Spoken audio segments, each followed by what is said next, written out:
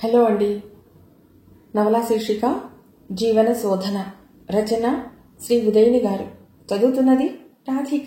ఇక కథలో పెడితే, గీతకి మెళకువ వచ్చింది. కానీ కళ్ళు కూడా తెరవకుండా బద్ధకంగా పడుకుంది.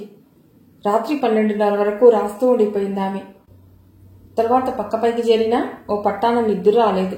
ఇంకా చేయవలసిన ఎక్స్పెరిమెంట్లు, రాయవలసిన చాప్టర్లు, సేకరించవలసిన సమాచారం గురించిన ఆలోచనలు ఆమెను చుట్టుముట్టి సతాయించాయి. అలా ఎప్పుడు నిద్రలోకి జారుకుందో ఆమెకే తెలియదు.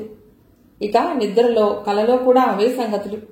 ఏవేవో ఈక్వేషన్స్, ఇంకెన్నో అవరోధాలు, విఫలమైన ప్రయోగాలు కలగాపులగంగా కలలో కనబడి ఆమెని భయపెట్టాయి కూడా.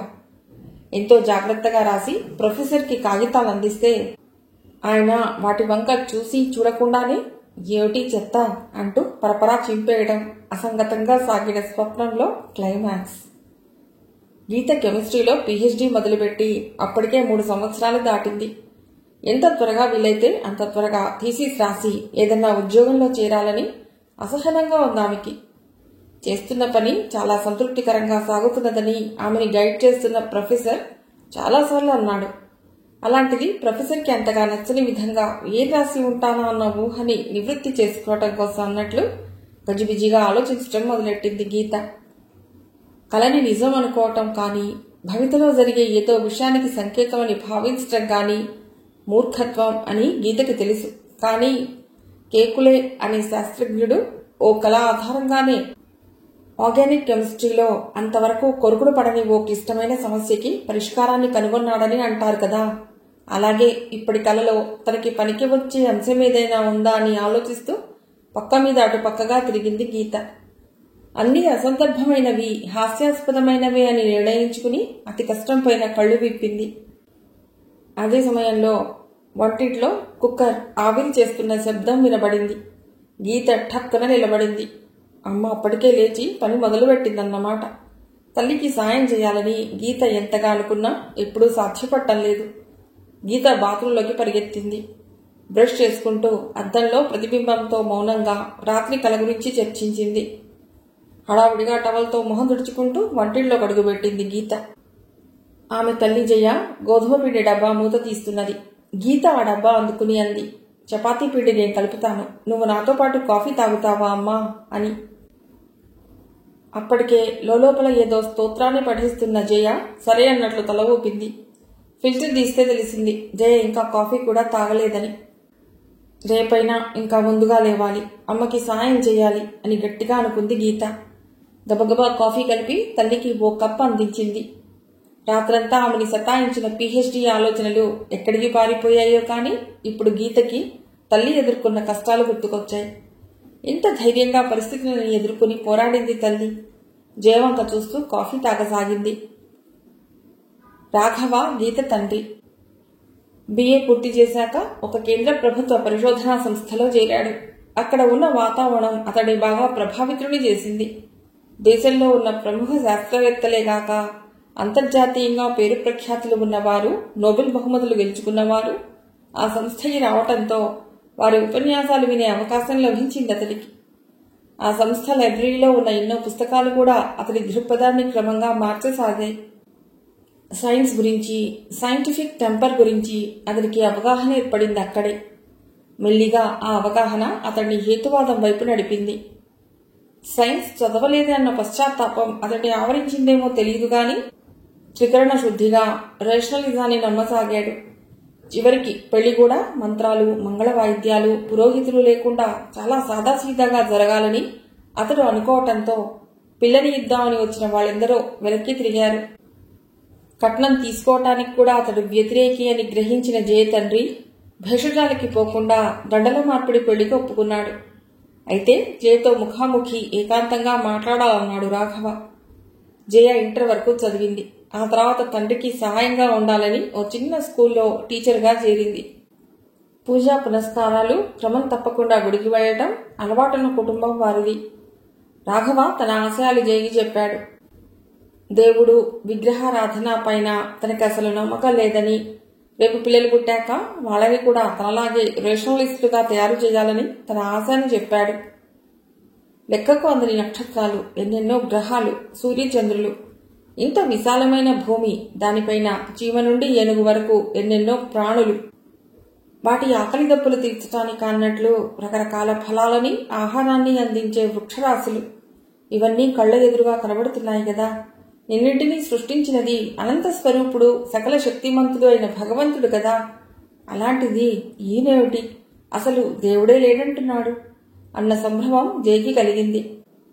కాని ఆమెకి తండ్రి చేసిన హెచ్చరిక గుర్తుకొచ్చింది. చూడమ్మా, అతడు కట్నం వద్దంటున్నాడు. భారీగా ఖర్చు చేసే పెళ్లి అతడికి అస్సలు ఇష్టం లేదుట. కాబట్టి అతడిని నొప్పించకు. అతడు ఏమన్నా సరే సరే అని ఒప్పుకో అని అన్నాడాయన. ఆయనలా అనటానికి తమ ఆర్థిక స్థితి కారణమని బాగా తెలిసిన జయ రాఘవ్ అన్న ప్రతి విషయానికి తల ఊపింది.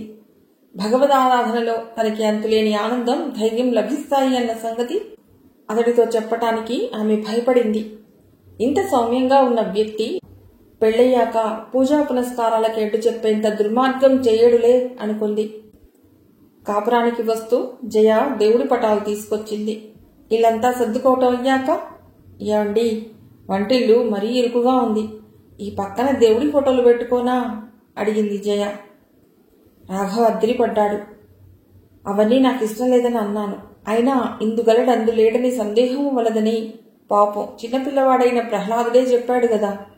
నిరాకారుడు, నిరంజనుడు అయిన మీ దేవుడికి ఇలా ఫోటోలతో బందీ అవటం, ప్రతిరోజు ఒకే రకమైన స్తోత్రపాఠాలు వినడం ఇబ్బందిగా ఉంటుందేమో, ఆలోచించు అన్నాడు వ్యంగ్యంగా. ఏమిటి ఈయన ఇంత వితరణంగా మాట్లాడుతున్నాడు అనుకున్న జయ చిన్న పత్రం తీసుకుని హాల్లో ఓ మూల మేకులు కొట్టసాగింది. రాఘవకి ఒక్క క్షణం పాటు ఏం చేయాలో పాలుపోలేదు. తన జీవితంలోకి కొన్ని గంటల క్రితం అడుగుపెట్టిన భార్యతో బాధలు పెట్టుకోవడం సరికాదు అన్న ఆలోచన వలనో, తన ఉద్దేశాలని ఆమె పైన బలవంతాన్ని రుద్దటం సబబు కాదన్న విజ్ఞత వల్లనో ఆయన మౌనంగా ఉండిపోయాడు. మిగిలిన అన్ని విషయాలలో వాళ్ళిద్దరికీ ఏ విధమైన సమస్యలు ఉత్పన్నం అవ్వలేదు, ఘర్షణ కలగలేదు. దేవుడు అన్న సంగతిని విస్మరిస్తే ఇద్దరూ ఎంతో అన్యోన్యంగా ఉన్నట్లే లెక్క. అయితే ఆ విషయం కనబడని ముళ్ళులాగా ఇద్దరినీ అప్పుడప్పుడు గుచ్చుతూనే ఉంది.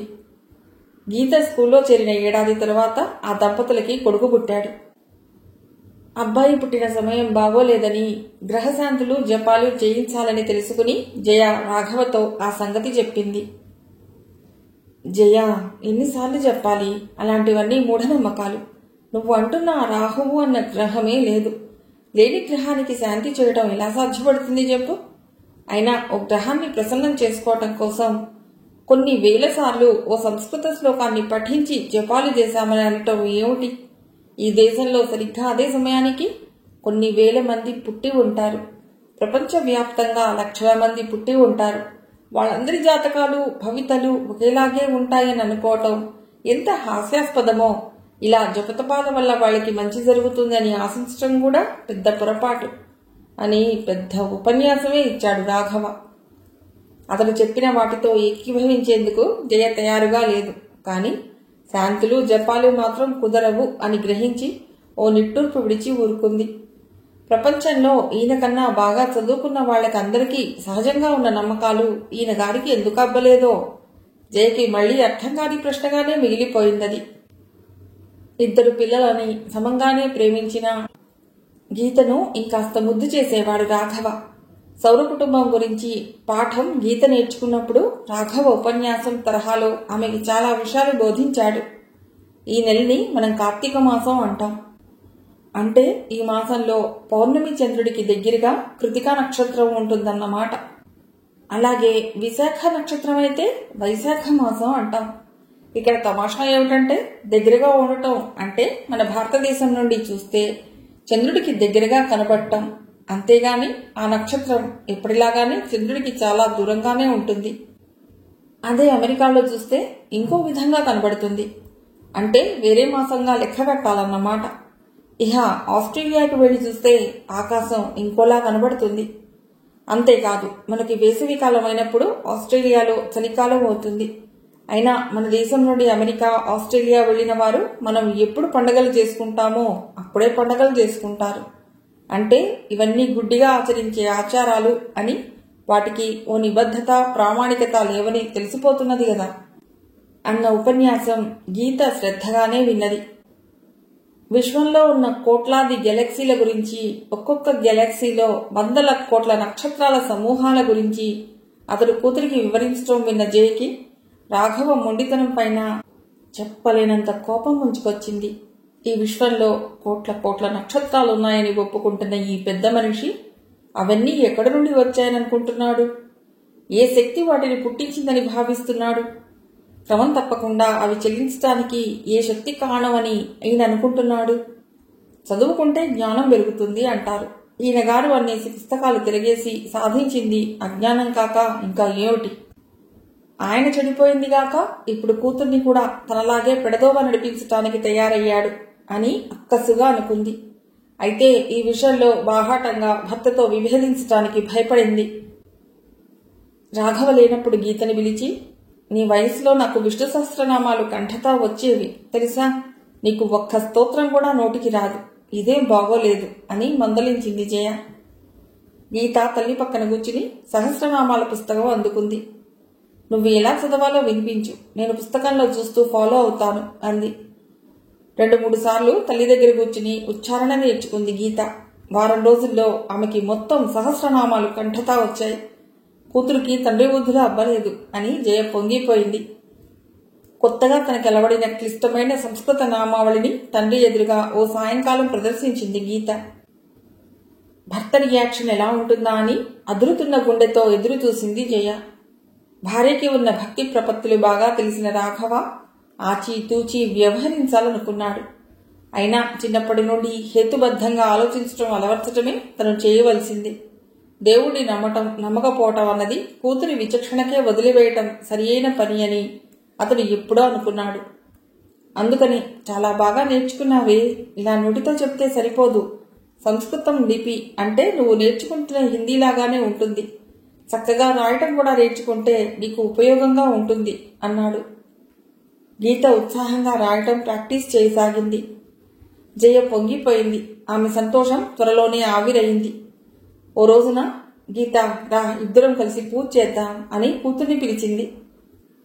నేను దేవుణ్ణి ప్రార్థిస్తే నీకు ఏ మనశ్శాంతి వస్తుందమ్మా అడిగింది గీత. దేవుడు లేడా? మరి అవన్నీ ఎందుకు నేర్చుకున్నావు? కోపంలో జయ మాటలు తడబడ్డాయి. గీత నవ్వింది. నువ్వు ఛాలెంజ్ చేశావు కదా, అందుకనే నేర్చుకున్నాను. నాన్న చెప్పేది రైట్. మన ఊహకి అందనంత పెద్దదైన ఈ విశ్వాన్ని నడిపించేది నువ్వు అనుకున్న దేవుడే అయినా ఆయన మన నుండి ఆశించేది అక్షతలు, పూలు, నైవేద్యాలు కావు. మంచిగా ఉండటం, పక్క వాళ్ళకి సాయపడటం. క్రితం నెల 12వ పుట్టినరోజు జరుపుకున్న కూతురి నోటి వెంట వచ్చిన ఆ మాటకి జయ నిర్ఘాంతపోయింది. వేలెడంత లేవు, నువ్వు ఆరిందాలుగా మాట్లాడతావా? ఈ పూజలు చేసే వాళ్ళంతా పిచ్చివాళ్ళనా నీ అభిప్రాయం అని తప్ప లాజికల్ గా కూతురికి సమాధానం ఇవ్వలేనని ఆమెకి తెలుసు. అందుకనే కూతురిని పట్టించుకోవటం మానేసింది. కొడుకైనా ఇలా ఉలిపికట్టెలాగా తయారవ్వకుండా జాగ్రత్త పడాలని అనుకుంది. తండ్రికి చాలా విషయాలు తెలుసు అని చిన్నప్పటి నుండి గమనిస్తున్న గీతకి తండ్రి పెద్ద హీరో. ఏ సందేహానికైనా ఆయన దగ్గర సమాధానం తయారుగా ఉండేది. ప్రశ్నించటం, సందేహ నివృత్తి చేసుకోవటంలో ఉన్న థ్రిల్ తండ్రి ద్వారా గీతకి బాగా అలవడింది. తనకి తెలిసిన వాళ్ళందరూ సర్వశక్తిమంతుడు అని నమ్మిన భగవంతుణ్ణి తండ్రి ఖాతరు చేయకపోవటం గీతకి మొదట్లో అబ్బురంగా ఉండేది. తరువాత అది సహజమైన సబబైన ఆలోచన విధానంగా తోచేది. ఆ విధంగా ఆమెకి సైన్స్ అంటే ఆసక్తి పెరిగింది. గీత 8వ క్లాస్ చదువుతున్నప్పుడు ఆ కుటుంబానికి పెద్ద దెబ్బ తగిలింది. సైకిల్ నేర్చుకుంటున్న గణేష్ ని లారీ వెనక నుండి బలంగా కొట్టడంతో అతడు అక్కడికక్కడే మరణించాడు. ఊహించని ఆ విషాద పరిణామానికి దంపతులిద్దరూ బాగా చెలించినా చిన్న వయస్సులో కొడుకు మరణించడం జయని ఇంకా బాగా కలవరపరిచింది. ఆమె మానసికంగా బాగా కుంగిపోయింది. నిరంతరం దైవధ్యానంలో గడపసాగింది. ఆమె పైకి చెప్పలేదు గాని కూతురు, భర్త అన్యాపదేశంగా చేస్తున్న దైవదూషణ వల్లనే దేవుడికి ఆగ్రహం కలిగి ఇంత విపరీతం జరిగిందన్న అనుమానం ఆమెలో బలంగా పాతుకుపోసాగింది. రాఘవ బయటపడలేదు. బింకంగా కనబడ్డాడు కానీ అతడు కూడా తీవ్రమైన మానసిక వేదనకి గురయ్యాడు. జీవితమంతా యాదృచ్ఛికంగా జరిగే సంఘటనల సమాహారమని గాఢంగా ఉన్న నమ్మకం మాత్రం సడలలేదు. జయ అతన్ని పూర్తిగా విస్మరించడం మొదలెట్టాక అతడు తట్టుకోలేకపోయాడు. ఎలా మొదలైందో కానీ అతనికి ఆ సమయంలోనే గుర్రపందాలు అలవాటయ్యాయి. పుత్రశోకాన్ని, భార్య తిరస్కారాన్ని మరవటానికి రేసులు బాగానే ఉపకరించాయి. జూదరితనం బహుశా అంతర్లీనంగా దాగి ఉందేమో. అది మెల్లిగా జూలు విదిలించుకోసాగింది. ఆ అలవాటు నాటుకుపోయింది. డబ్బు పోయిన కొద్దీ పట్టుదల పెరగసాగింది. లెక్కలు కట్టి గెలుపు గుర్రాన్ని పసిగట్టలేకపోవటం అవమానకరంగా తోచి రేసు పుస్తకాలని క్షుణ్ణంగా అధ్యయనం చేసేవాడు. అయినా ఫలితంలో మార్పు ఉండేది కాదు. రేసు కోర్సులో కొత్త స్నేహాలు, కొత్త అలవాట్లు అయ్యాయి. అందిన ప్రతి చోట నుండి డబ్బులు తీసి రేసులకి ధారపోసేవాడు. రేసులో 100 గెలిస్తే 1000 ఖర్చు చేసి బార్లో పార్టీ ఇచ్చేవాడు. 1000 పోగొట్టుకుంటే 100 ఖర్చు చేసి తప్ప తాగి ఇంటికొచ్చేవాడు కాదు. తండ్రి ప్రవర్తన గీతకి కొరుగుడు పడేది కాదు. ఒకప్పుడు సాయంకాలం అయ్యేసరికి తండ్రి ఇంటికొచ్చేవాడు. స్కూల్లో గీత నేర్చుకున్న పాఠాల గురించి తెలుసుకునేవాడు. ల్యాబ్ లైబ్రరీ నుండి ఏదన్నా కొత్త పుస్తకం తీసుకొస్తే ఆమెకి వివరిస్తూ గడిపేవాడు. అలాంటిది ఇప్పుడు రాత్రి ఎప్పుడొస్తున్నాడో ఆమెకు తెలియదు. పొద్దున ఆమె స్కూల్కు వెళ్ళిన చాలాసేపటికి గాని అతడు నిద్రమంచం దిగేవాడు కాదు. పంచంగా 5వ తారీఖు స్కూల్ ఫీజు కట్టడం తెలిసిన గీతకి మెల్లిగా 2 నెలలకు ఒకసారి కట్టడం అలవాటవసాగింది. ఆమెకు తెలియదు గాని ఇక్కడ ఇల్లు నడపటానికి జయ కష్టపడసాగింది. ఎందుకంటే ఒక్కొక్క నెల రాఘవ 1 రూపాయి కూడా ఇచ్చేవాడు కాదు. కిరాణా కొట్లో, పాలవాడి దగ్గర, ఇంటి ఓనర్కి ఇలా ఎక్కడ చూసినా అప్పులే, బాకీలే. అప్పటి వరకు స్తబ్దుగా ఉన్న జయ ఆ తర్వాత చురుగ్గా స్పందించింది. రాఘవ తండ్రిని, తన తండ్రిని కలిసింది. వాళ్ళిచ్చిన డబ్బులతో రాఘవ చేసిన కొన్ని అప్పులు తీర్చింది. జీతం అంతా తన చేతికి అందేటట్లు ఏర్పాటు చేసుకుంది.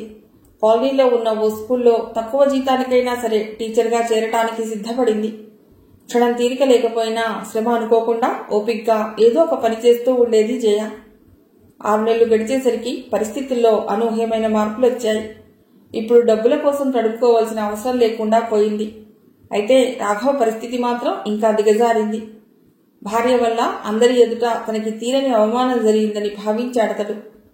తనకి ముట్టిన కొద్దిపాటి మొత్తాన్ని తాగుడికే ధారపోసేవాడు. కొంతవరకు మెరుగేమిటంటే ఆఫీసులో మాత్రం కొత్తగా ఏ విధమైన సమస్యలు తెచ్చుకునేవాడు కాదు. ఆ సమయంలో గీతకి తండ్రి మీద ఉన్న ఆరాధనాభావం తుడిచిపెట్టుకుపోయింది. అప్పటికే ఆమెకి కొన్ని నమ్మకాలు బలంగా కలిగాయి. వాటన్నిటికీ తండ్రి చేసిన బోధలే కారణం.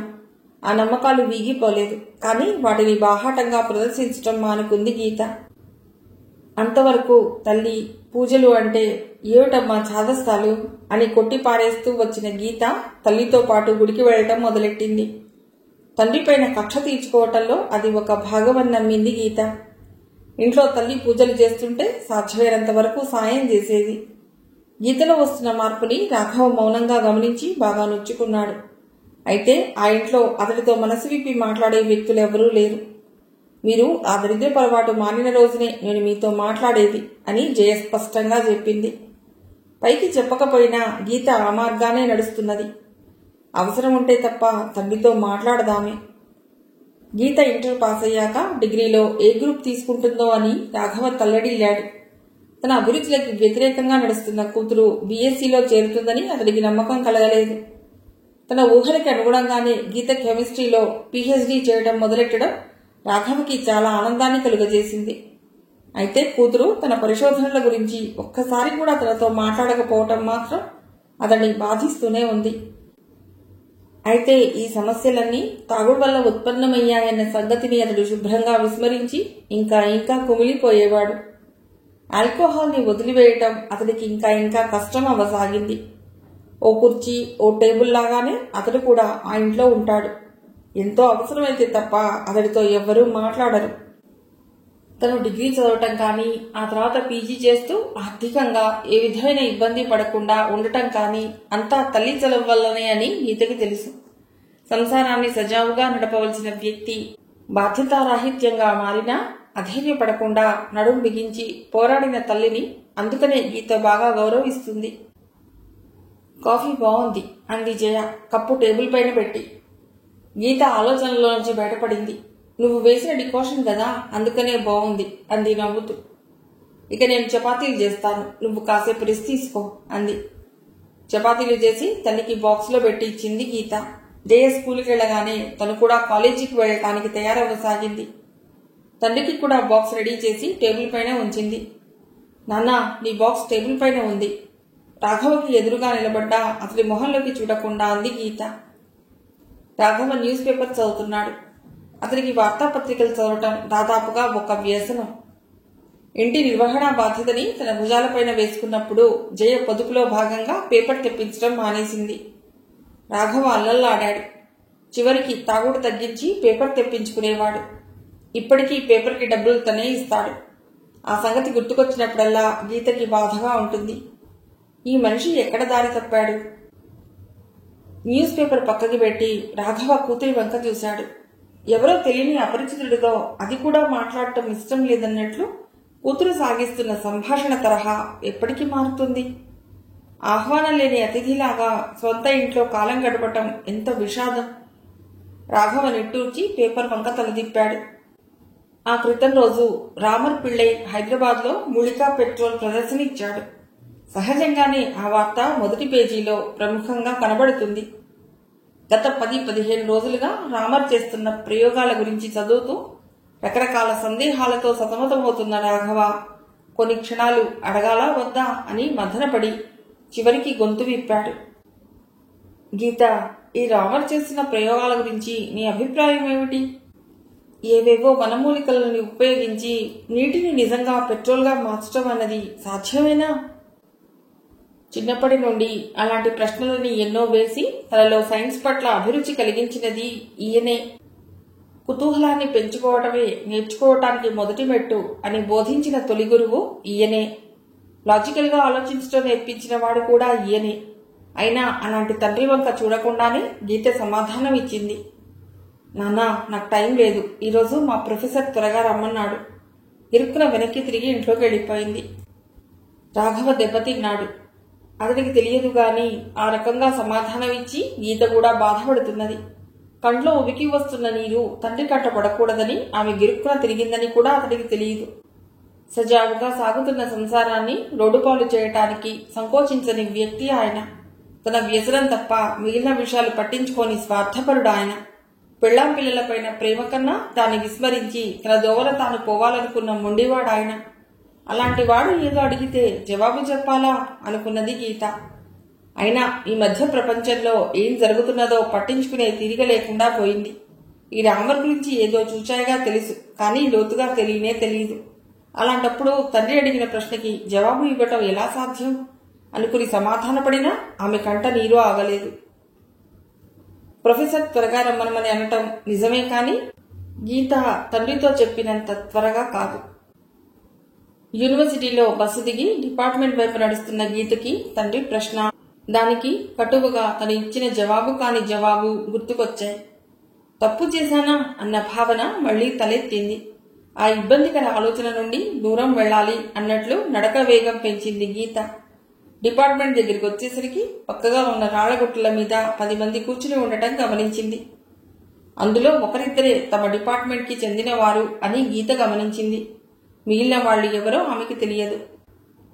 అదే సమయంలో ప్రొఫెసర్ కార్ ఆమెని దాటుకుంటూ వెళ్లి పార్కింగ్ ప్లేస్ లో ఆగింది. ప్రొఫెసర్ కార్ దిగి లాక్ చేస్తూ గీతని చూసి నవ్వాడు. గీత ఆయన్ని సమీపించి నవ్వుతూ గుడ్ మార్నింగ్ సార్ అంది. ఆయన చేతిలో ఉన్న కాగితాలు అందుకుంది. రాళ్ల మీద కూర్చున్న గుంపులో కదలిక వచ్చింది. రండిరా, ఆయన వచ్చాడు అన్నాడు ఒకతడు లేచి. అందరూ లేచారు.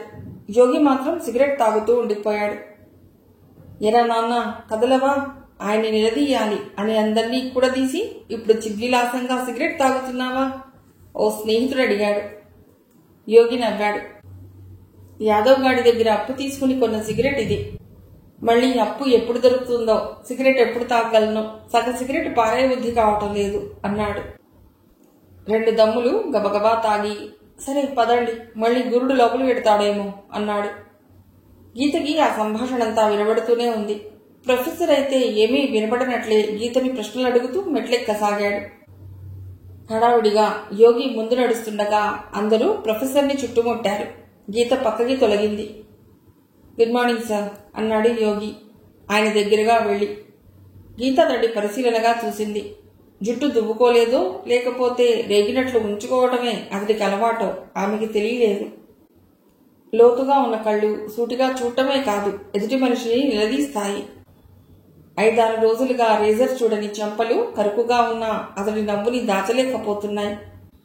గొంతులో టీవీలో వార్తలు చదివే వారిలో వినబడే స్పష్టత ఉంది. హలో యోగి అన్నాడు ప్రొఫెసర్. చుట్టూ ఉన్న వారిని చూసి ఏమిటి సంగతి అడిగాడు. ఆయన సంగతి బాగా తెలిసిన గీతకి ఓ సంగతి బాగా అర్థమైంది. వాళ్ళెందుకు వచ్చారో, ఏం అడగదలుచుకున్నారో ప్రొఫెసర్కి బాగా తెలుసు. అయినా ఏం తెలియనట్లు నటిస్తున్నాడు. నిన్న మీరు రామర్ చేసిన డెమోన్స్ట్రేషన్కి వెళ్లారు కదా, దాని గురించి మీ అభిప్రాయం కనుక్కుందామని వచ్చాం అన్నాడు యోగి మెత్తగా. ప్రొఫెసర్ ఇబ్బందిగా నవ్వాడు. ఆ విషయం గురించి ఎక్కువగానే కాదు, అసలు మాట్లాడటం అది ఇలా అందరి ముందున ఆయనకి ఇష్టం ఉన్నట్లు లేదు. నా అభిప్రాయం ఎందుకయ్యా, నిన్న రాత్రి టీవీలో చూసి ఉంటారు, ఈరోజు పొద్దున్న పేపర్లలో చదివి ఉంటారు. తీర్పు మీరే ఇవ్వండి. తెలివిగా అసలు విషయం దాటవేద్దామని ప్రయత్నించాడు. అలా అనకండి సార్. పెద్ద పెద్ద డిగ్రీలు లేని, అసలు ఎక్కువగా చదువుకొని ఓ వ్యక్తి హఠాత్తుగా వచ్చి తను నీటిని కొన్ని మూలికల సాయంతో పెట్రోల్గా మారుస్తున్నానని ప్రకటించాడు. కొన్ని రాష్ట్ర ప్రభుత్వాలు అతనికి నజరానాలు కూడా ఇచ్చాయి. అతడు చేసిన ఆ విప్లవాత్మక ప్రయోగాన్ని కళ్ళారా చూశారా? చూశాక ఓ కెమిస్ట్రీ అధ్యాపకుడిగా మీరేమనుకుంటున్నారో మాకు చెప్పండి. నీటిని పెట్రోల్గా కొన్ని మూలికలని వాడి మార్చటం అన్నది సామాన్య ప్రజలు నమ్మేటట్లు అతడు డెమోన్స్ట్రేషన్ ఇచ్చాడు.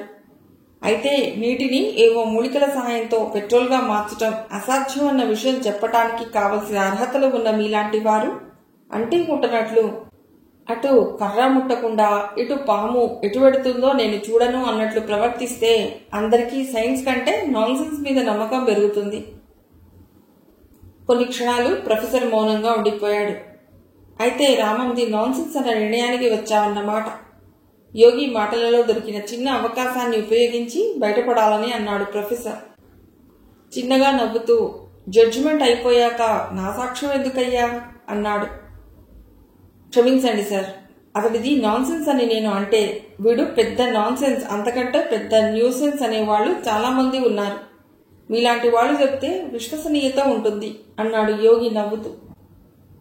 యోగి ఇంకా ఏమన్నా చెప్తాడా అని ఎదురు చూస్తున్నట్లు ప్రొఫెసర్ మౌనంగా ఉండిపోయాడు. యోగి మొహం మళ్లీ గంభీరంగా మారింది. చాలా చౌకగా రామర్ పెట్రోల్ తయారు చేసే విధానం కనుక్కుని దేశానికి ఎనలేని సేవ చేశాడు అని పత్రికలు అన్నీ పెద్ద అక్షరాలతో ప్రకటించి అతనికి కృతజ్ఞత చెప్పడానికి అత్యుత్సాహాన్ని ప్రదర్శించాయి. నిజమే, మనమంతా రామర్కి కృతజ్ఞతలు చెప్పాలి. ఎందుకో తెలుసా? పేర్ల ముందు డాక్టర్ అని, ప్రొఫెసర్ అని, పేర్ల తర్వాత పెద్ద పెద్ద డిగ్రీలు ఉన్నంత మాత్రాన సైంటిఫిక్ టెంపర్ ఉండకపోవచ్చని రామర్ నిరూపించాడు. అందుకు అతనికి మనం కృతజ్ఞతలు చెప్పుకోవాలి. జరుగుతున్న సంభాషణ ఆసక్తిగా ఉంటున్న గీత ఊపిరి పీల్చడం ఆపి ప్రొఫెసర్ వంక చూసింది. యోగి విమర్శకి ఆయనకి తప్పకుండా కోపం వస్తుందనుకుంది. ఆయన నొచ్చుకున్నట్లు కనబడకపోయేసరికి యోగి వంక తిరిగింది. అతడు మాత్రం ఏ ఎమోషన్ అన్నది మొహంలో కనబడనీయటం లేదు. ట్రైన్లో పక్క ప్రయాణికుడిని ఎందాకా వెడుతున్నారు అని సాదాసీదాగా అడిగినట్లు సంభాషణ కొనసాగిస్తున్నాడు.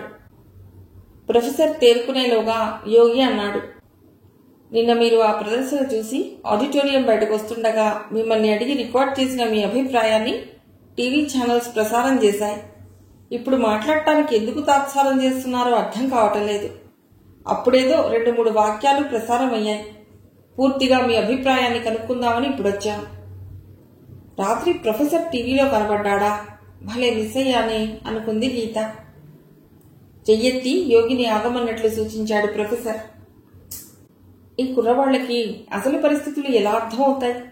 కొన్ని సందర్భాలలో ఎంత గట్టిగా నమ్మినా సరే మనసులో ఉన్న మాటని బయటికి చెప్పటం సమస్యలని సృష్టిస్తుందని ఎప్పటికి తెలుసుకుంటారో అనుకున్నాడు.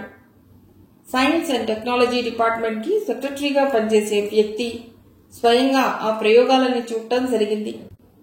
స్వదేశీయ వనరులపై ఆధారపడ్డ ఇటువంటి దేశవాళీ పరిశోధనని ప్రోత్సహించవలసిన అవసరాన్ని గుర్తించానని ఆయన ప్రకటించాడు కూడా.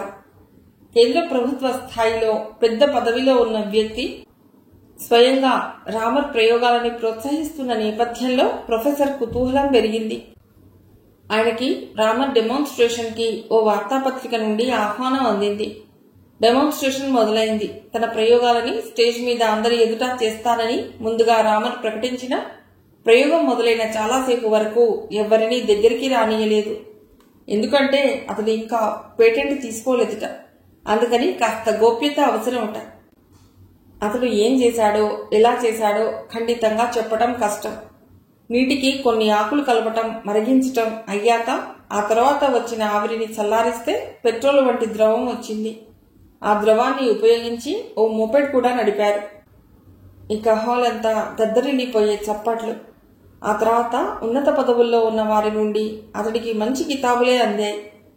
యోగి చెప్పినట్లు రాష్ట్ర ప్రభుత్వం తరఫున విరాళం కూడా ప్రకటించారు. ఒక ప్రయోగాన్ని ప్రదర్శించే శాస్త్రీయత అన్నది మచ్చు కూడా లేదు. టోపీలో నుండి కుందేల్ని తీసే మ్యాజిక్ ని చూసి ఆ మెజిషియన్ కి అతీత శక్తులు ఉన్నాయని అనుకోవటం సబబా? ప్రభుత్వాల నుంచి రామర్కి ప్రోత్సాహం వస్తున్న సమయంలో తను అనుమానాలని బహిరంగపరచడం విజ్ఞత కాదనుకున్నాడు ప్రొఫెసర్. ఈ వ్యవహారంలో అంటీ ముట్టనట్లు ఉండటం మంచిదనిపించింది ప్రొఫెసర్కి. అందుకనే తన అభిప్రాయం అడిగిన మీడియా ప్రతినిధులతో రామర్ పేటెంట్కి అప్లై చేస్తున్నాడని విన్నాను. అంతవరకు అతడి ప్రయోగాలలో గోప్యత అవసరమని అనుకుంటున్నాడు. అందుకనే కాబోలు మాకు ప్రయోగంలో అన్ని భాగాలు చూపించలేదు. అతడు త్వరలో పేటెంట్కి అప్లై చేయాలని, ఆ తరువాత అతడి ఆధ్వర్యంలో వివిధ ప్రయోగశాలలలో ప్రయోగాలు జరపాలని ఆశిస్తున్నాను. నిజానికి అప్పటికి కానీ నేను సరిగ్గా వ్యాఖ్యానించలేను అని చెప్పాడు. అయితే ఆయన చెప్పిన మాటలు కాసింత ఎడిటింగ్కి గురై టీవీలో వచ్చాయి. ముఖ్యంగా అప్పటికి గాని నేను వ్యాఖ్యానించలేను అన్న మాటలు టీవీలో రాలేదు. ఈ ఉదయం వచ్చిన పత్రికల్లో కూడా లేదు. దాంతో ఆయన పరోక్షంగా రామర్కి సర్టిఫికెట్ ఇస్తున్నట్లు అనిపించింది. యోగి బృందం ఆయన నిలదీయటానికి అదే కారణం. ఇంకా దురదృష్టం ఏమిటంటే ఆయన ఇవన్నీ ఒప్పుకునే పరిస్థితిలో లేడు. విలేకరుల ముందే కాదు, విద్యార్థుల ముందు కూడా రామర్ గురించి సందేహాలు వెలిపించటం తొందరపాటు చర్య అవుతుందని అనుకున్నాడు ఆయన. అలాగని ఇప్పుడు తనని నిలదీస్తున్న వారి ఎదుట దోషిగా నిలబడటం ఆయనకి ఇష్టం లేకపోయింది. అందుకనే మెత్తగా ఎదురుదాడికి దిగాడు. చూడు యోగి, కాలం పరీక్షకి అతడి ప్రయోగాలు నిలబడితే నీకు ఏమన్నా అభ్యంతరం ఉందా? అంతవరకు స్థిరంగా మాట్లాడిన యోగి ఒక్క క్షణం తొట్టుబడ్డాడు. వెంటనే కోలుకుని సార్ అంటూ ఏదో చెప్పబోయాడు. ప్రొఫెసర్ అతడికి అవకాశం ఇవ్వలేదు. రామర్ ప్రయోగాలు తప్పైతే కాలమే ఆ సంగతి నిర్ధారిస్తుంది. ఇక సమస్య ఏముంది? నీ బాధ ఏమిటో నాకు అర్థం అవటలేదు యోగి.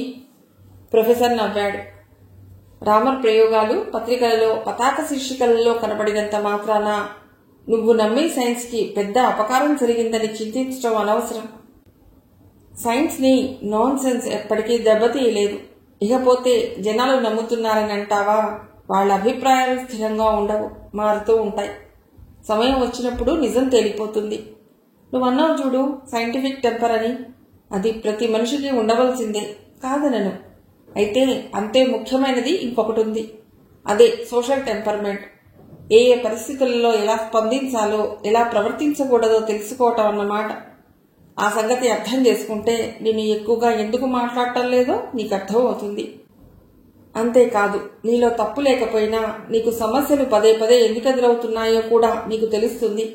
ఇప్పటికే చాలాసేపు మాట్లాడాను, ఇక ఉంటాను అంటూ యోగి భుజం తట్టి వెళ్ళిపోయాడు ప్రొఫెసర్. సైంటిఫిక్ టెంపర్ అన్న పదప్రయోగం చేసిన ఖ్యాతి జవహర్లాల్ నెహ్రూకి దక్కుతుంది.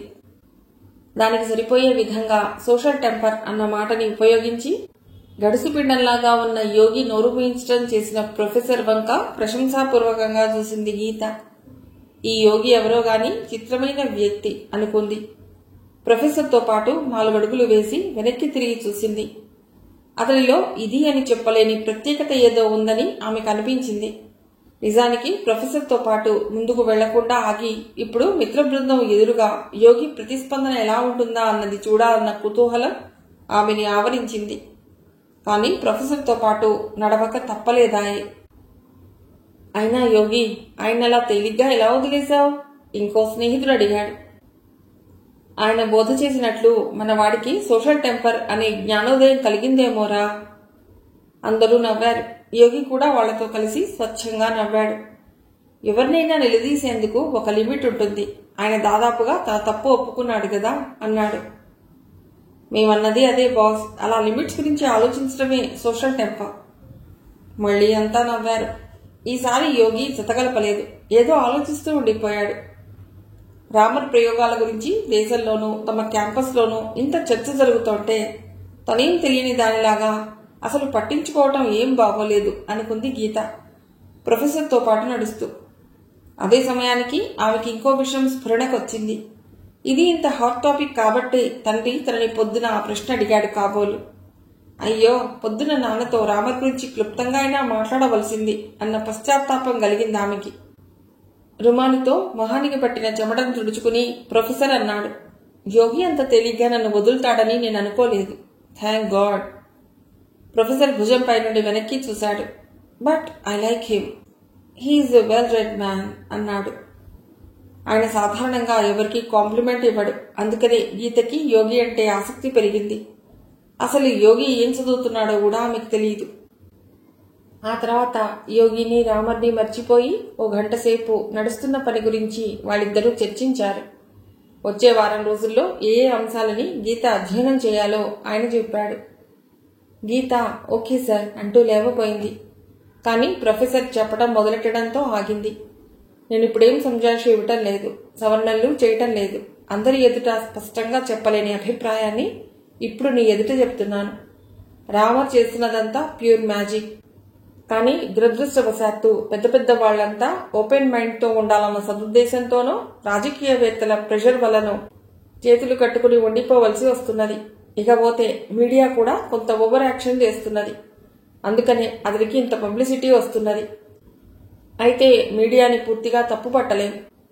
శాస్త్రీయంగా ఆ మూలికా పెట్రోలులో సాధ్యాసాధ్యాల గురించి సాధికారికంగా కామెంట్ చేయవలసిన వాళ్లు మౌనంగా ఉండటంతో మీడియా మాత్రం ఏం చేస్తుంది? నిజంగా అందరం సిగ్గుపడవలసిన సంగతి ఇది. యోగి 100% కరెక్టే, కానీ బాహాటంగా దాన్ని ఒప్పుకునే సాహసం నేను చేయలేను. తలపైన అంతవరకు అదృశ్యంగా ఉన్న భారం ఏదో మాయమైనట్లు ప్రొఫెసర్ తేలిగ్గా నవ్వాడు. యోగి గురించి నాకు ఒకే ఒక్క కంప్లైంట్. తర్వాత జరిగే పరిణామాల గురించి పట్టించుకోకుండా నమ్మిన దానికోసం ఏదన్నా చేయటానికి తయారవుతాడు. అది పట్టుదల కాదు, మొండితనం కాదు, అనవసరమైన తెగువని ప్రదర్శిస్తాడతడు. అలా చేసి అతడు ఏమేం పోగొట్టుకుంటున్నాడో అతడు ఎప్పుడూ ఖాతరు చేసినట్లు కనబడ్డు. గీత ఆసక్తి ఇంకా పెరిగింది. తన టేబుల్ ముందు కూర్చుని ప్రొఫెసర్ చెప్పిన పాయింట్స్ అన్నీ ఇంకోసారి మననం చేసుకుంది. చేయవలసినది చాలా ఉంది అని తేటతెల్లమవుతున్నా ఈ పూటకి ఏ పని చేయకూడదని నిశ్చయించుకుంది. సెమినార్ లైబ్రరీకి వెళ్లి గత 15 రోజుల న్యూస్ పేపర్లు చూడాలి, ఈ రామర్ గురించి తెలుసుకోవాలి అనుకుంది. పీహెచ్డీ పని ఆ తర్వాతే. అలా పేపర్లు చదవటం వల్ల నష్టపోయిన గంటన్నర సమయాన్ని భర్తీ చేసుకోవటానికి గీత బాగానే శ్రమపడింది. 10 నిమిషాలలో లంచ్ పూర్తి చేసింది. తోటి రీసెర్చ్ ఫెలోస్తో బాతాఖానీ వేయకుండా ఏకధాటిగా పనిచేసింది. 5 గంటలకి ఇక చాలనుకుని ఇంటికి వెళ్ళటానికి గీత తయారవ్వసాగింది. అప్పుడు గుర్తుకొచ్చింది, ఆ రోజు శుక్రవారం, అంటే తారకి ట్యూషన్ చెప్పడానికి వాళ్ళ ఇంటికి వెళ్ళాలి. బస్ స్టాప్ తార ఇంటి ముందే ఉండటం వల్ల నడక ఎక్కువ ఉండదు. గేటు తీయగానే వావ్ వావ్ అంటూ తెల్లటి కుక్కపిల్ల ఎదురొచ్చింది. హాయ్ జీరో అంటూ దాన్ని పలుకరించింది గీత. తార ఏరి కోరి అపురూపంగా పెంచుతున్నది ఆ కుక్కపిల్లని. మొదట్లో దానికి ఏ పేరు పెట్టాలో ఆ అమ్మాయికి తోచలేదు. ఏ పేరు చెప్పినా బాగోలేదనో, వద్దు నాకు కిండర్ గార్డెన్లో ఓ ఫేవరెట్ టీచర్ ఉండేది ఆ పేరుతో అనో అభ్యంతరం చెప్పేది. చూస్తుంటే దీనికి ఏ పేరు కుదిరేటట్లు లేదు, పేరు లేదు కాబట్టి శూన్య అని పిలు అని అంది గీత సరదాగా. వావ్, గ్రేట్ ఐడియా అంది తార కళ్ళు మెరుస్తుండగా. శూన్య అని పిలవాలంటే కష్టం కాబట్టి జీరో అంటాను. థ్యాంక్ యూ అక్క, థ్యాంక్ యూ. చాలా వెరైటీ పేరు సజెస్ట్ చేశావు. అది తలుచుకుంటే గీతకి ఇప్పుడు నవ్వొచ్చింది. ఏ పేరు లేదు అని సూచించడానికి జీరో అని పేరు పెడితే పేరు ఉన్నట్లా లేనట్లా? బహుశా జీవితకాలంలో చిక్కువిడని పారాడాక్స్లలో ఇది ఒకటి కాబోలు. వరండాలో చెప్పులు వదిలి పక్కనే ఉన్న కేన్ కుర్చీలో కూర్చుంది గీత. తోక ఊపుతూ జీరో ఆమె పాదాల చుట్టూ తిరిగి హడావుడిగా లోపలికి వెళ్ళింది. మరో నిమిషం కట్టెను తొలగించుకుని తార తొంగి చూసింది. అక్క లోపలికి రా. గీత తారగదిలోకి వెళ్ళింది. మంచం మీద ఓ మూల వాక్మెన్, మధ్యలో చిందరవందరగా క్యాసెట్లు పడి ఉన్నాయి. నిన్న ఇచ్చిన లెక్కలు చేశావా అడిగింది గీత. టూ మచ్ అక్క, ఇలా అడుగు పెట్టడం, అలా క్లాస్ తీసుకుంటే ఎలా? ఒక్క నిమిషం ఆగలేవా? కొత్త డ్రెస్ వేసుకున్నాను. తారా, నీ డ్రెస్ బాగుంది అని కాంప్లిమెంట్ ఇవ్వచ్చు కదా. ఈ బస్సులు సరి అయిన టైంకి రావు, పైగా హెవీ రష్ అని నీ బాధను నాతో పంచుకోవచ్చు కదా. షారూఖ్ కొత్త సినిమా ఎస్ బాస్ కి మ్యూజిక్ జతిన్ లలిత్ ఇస్తున్నారట కదా అని సరదాగా 4 కబుర్లు చెప్పి రిలాక్స్ అయ్యి అప్పుడు మొదలు పెట్టొచ్చు కదా. సారీ, టాపిక్ మార్చాలని ప్రయత్నించకు. ప్రాబ్లం చేశావా లేదా అది చెప్పు ముందు, గీత ఖచ్చితంగా అంది. అక్క, నేను చెప్పే టాపిక్ వింటే నువ్వే ప్రాబ్లం గురించి మర్చిపోతావు. పదే పదే దాని గురించే ప్రశ్నలు వేస్తావు. ఎంత ఎగ్జైటింగ్ టాపిక్ అది అంది తార సీరియస్ గా. మళ్ళీ అదే ప్రయత్నం. నో, అదే కుదరదు. లెక్కలు చేశావా లేదా? తార ఆ ప్రశ్న వినని దానిలాగా చెప్పుకుపోయింది. రామర్లాగా నేను కూడా కొన్ని ఆకులు నీళ్లలో వేసి మరిగించాను. రామర్ సిట్రిక్ యాసిడ్ ఇంకా పేరు చెప్పని కెమికల్స్ కలిపాడట. నేనైతే సిట్రిక్ యాసిడ్ బదులు నిమ్మరసం వేశాను. దానికి తోడుగా ఇంకో తెల్లని కెమికల్ కలిపాను. అప్పుడు ఏమైందో తెలుసా? అద్భుతం జరిగిందక్క, అద్భుతం అంది తార. నిజంగానా? గీత స్వరం కీచుగా మారింది. ఏం చేశావు నువ్వు? ఏం అద్భుతం జరిగింది? ఒక్క క్షణం, నేను తీసుకొచ్చి స్వయంగా నీకు చూపిస్తాను. తార గిరుక్కున వెనక్కి తిరిగింది. ఎంత వేగంగా తిరిగిందంటే ఆమె మొహంలో ప్రత్యక్షమైన కొంట నవ్వుని గీత గమనించలేకపోయింది. పొద్దున యోగి నిలదీశాక ప్రొఫెసర్ దాదాపుగా రూఢిగా చెప్పాడు. న్యూస్ పేపర్లు చదివాక గీతకి కూడా రామర్ ప్రయోగాలపైన సందేహంగానే ఉంది. కానీ తార ఏమిటి అద్భుతం అంటున్నది? గీత ఆలోచనలో పడింది. ఒక్క క్షణం అని తార అన్నది, కానీ ఆమె రావటానికి 4 నిమిషాలు పట్టింది. ఆమె చేతిలో ట్రే ఉంది.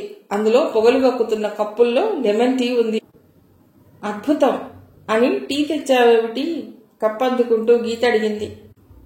డార్జిలింగ్ టీ ఫ్లేవర్కే ఆమె బడలిక నిష్క్రమించటం మొదలెట్టింది. 4-5 గుక్కలు తాగేంత వరకు ఏం మాట్లాడలేదు తార. తర్వాత గీత వంక అల్లరిగా చూస్తూ అంది, లెమన్ టీ అద్భుతంగా ఉంది కదూ. అప్పటికి గీతకి అర్థమైంది. చదువు మానేసి టీ చేస్తూ గడుపుతూ పైగా రామర్లాగా ప్రయోగాలు చేస్తున్నానని గప్పాలు చెప్తావా? నేనేం చదువు మానలేదక్క. నేను కలిపానని ఇందాక చెప్పానే, ఆ తెల్లని కెమికల్ ఓ కార్బోహైడ్రేట్, దాని ఫార్ములా C12H22O11. కరెక్టే కదా అంది పంచదార కెమికల్ ఫార్ములా చెప్తూ. చూసావా, నేను కెమిస్ట్రీ బాగానే చదువుతున్నాను అని తేలిపోయింది కదా. ఇక నువ్వు చేయమన్న లెక్కల గురించి టీ తాగాక చెప్పుకుందాం. టీ తాగుతూ కూడా చెప్పవచ్చనుకుంటా. ఇంకో గుక్క తాగి గీత అంది. టీ నిజంగానే అద్భుతంగా పనిచేస్తూ ఉత్తేజాన్ని ఇస్తున్నది అనుకున్నది. యూర్ రైట్ టీచర్, అలా కూడా చేయొచ్చు అంది తార. లెక్కలన్నీ చేశాను. ఇంకోటి ఎంత ప్రయత్నించినా రాలేదు. అప్పటికి ఆన్సర్ చూసేశాను. ఎలాగో ఒకలా ఆ ఆన్సర్ తెప్పించాలని విశ్వ ప్రయత్నం చేశాను. బుర్ర వేడెక్కింది, కానీ కుదరలేదు.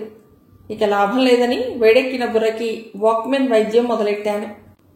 జరాసా ఝూమ్లూమే అంటూ షారూఖ్తో డ్యూయెట్ పాడుతుంటే మధ్యలో నువ్వు వచ్చావు. మళ్లీ షారూఖ్ జపం మొదలెట్టావా? గీత విసుగు నటిస్తూ అంది. అతడి పైన చూపించే శ్రద్ధలో 4వ వంతు చదువు పైన పెడితే ఎంసెట్ చులాగ్గా రాయొచ్చు తెలుసా. తార బాగానే చదువుతుంది, కానీ ఇంటర్లోకి వచ్చినప్పుడే తల్లిదండ్రులకి నేను ఎంసెట్ రాసి ఇంజనీర్ అవుతానని కళ్ళు కనండి అని వార్నింగ్ ఇచ్చింది. ఇంటర్లో ఎంపీసీ తీసుకున్నా బీఎస్సీ చేయాలని, ఆ తర్వాత పీజీనా ఎంబీఏనా అన్నది నిర్ణయించుకుంటానని అప్పుడే చెప్పేసింది. అందరూ ఎంసెట్ జపం చేస్తే నేను అందులోకి జంప్ చేయాలా? నో, 0 నువ్వు చెప్పు, నేను ఎంసెట్ రాయాలా? పిలవగానే 0 చెంగున తార ఒడిలోకి గెంతింది. యజమానురాలికి ఏదో జవాబు ఇవ్వాలన్నట్లు తల అడ్డంగా ఊపింది. 0ని దగ్గరగా హత్తుకుని నవ్వింది తార. చివరికి దీనికి ఉన్న తెలివితేటలు కూడా ఎవరికీ లేవు. ఊరికి ఎంసెట్ అని షంటేస్తున్నారు అంది తార. అంతలో గీత మొహం స్వల్పంగా వివరణమవటం గమనించి వెంటనే సర్దుకుంది. ఐఎమ్ సారీ అక్క, నేను నీ గురించి అనలేదు, మా పేరెంట్స్ గురించి చెప్తున్నాను. నేనెంత వద్దన్నా పొద్దున సాయంకాలం ఎంసెట్ చెయ్యి అని కోరుతూనే ఉంటారు. ఎలాగైనా తార చేత ఎంసెట్ రాయించండి టీచర్ అని ఎప్పుడో 2 ఏళ్ల తర్వాత వచ్చే పరీక్ష గురించి చివరికి నిన్ను కూడా నిత్యం అడుగుతూనే ఉన్నారు కదా. ఐఎమ్ సారీ అంది తార. తను సీరియస్గా ఉన్నానని నిరూపించాలన్నట్లు 0 be a good girl and jump off go అంది పుస్తకాలు అందుకుంటూ. సరే, నీకు రాని ప్రాబ్లం ఏమిటి అంది గీత. చెబుతాను గాని ఓ డౌట్ అక్క. ఏమిటది? నీకు షారుఖ్ అంటే క్రష్ లేదా? చిరుకోపంతో పాటు నవ్వు కూడా వచ్చింది గీతకి. ఏ తారా, నన్నేమనుకుంటున్నావు? నేనేమన్నా టీనేజ్ గర్ల్ అనుకుంటున్నావా? అయినా టీచర్తో అలాంటి కబుర్లేమిటి? తెచ్చిపెట్టుకున్న కోపంతో అంది Geetha. Once again sorry teacher. ఇది నాకు రాని ప్రాబ్లం అంది తార పుస్తకం తెరిచి. తార బుద్ధిమంతురాలైన శిష్యురాలే కాదు, సరదాగా మాట్లాడే స్నేహితురాలు కూడా అనుకుంది గీత. ట్యూషన్ మొదలుపెట్టింది. 1.5 గంటల తర్వాత గీత అంది, ఈసారి అసైన్మెంట్ ఎక్కువ ఇస్తున్నాను. నేను మళ్ళీ బుధవారం వస్తాను. అప్పటికి షారూఖ్ని మర్చిపోయి పూర్తి చేయాలి. అర్థమైందా? అర్థమైంది టీచర్ అంది తార చేతులు కట్టుకుని. గీత చెప్పులు వేసుకుంటుంటే తార తల్లెచ్చింది. రామర్ 2 రూపాయలకే పెట్రోల్ అమ్ముతానని అంటున్నాడు. ఇన్సక్తా నువ్వు ఓ బండి కొనుక్కో అంది ఆవిడ.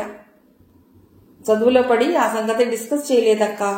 ఫెంటాస్టిక్ గదు అంది తార. తన అభిప్రాయం ఏమిటో చెప్తే ఇంకో 1/2 గంట గడపాలి. అప్పటికీ వాళ్ళని కన్విన్స్ చేయలేకపోవచ్చు. ఎందుకొచ్చిన వృద్ధాశ్రమ? ఆ యోగికి ఉన్న ఓపిక నాకు లేదు అనుకుని నవ్వి ఊరుకుంది గీత. ఏమంటున్నది మీ స్టూడెంట్? ఎంసెట్ రాస్తానని అంటున్నదా? తార తల్లి అడిగింది. తార ఎందుకు వద్దంటున్నదో తెలియదు కానీ రాస్తే మంచి ర్యాంకు గ్యారెంటీ అంది గీత. ఆవిడ తృప్తిగా నవ్వింది. అమ్మా, 0కి ఎన్ని తెలివితేటలున్నాయో తెలుసా? తార అమాయకంగా అంది. అతి కష్టం పైన నవ్వుని ఆపుకుని సెలవు తీసుకుంది గీత. మిగిలిన కథ తర్వాతి భాగంలో.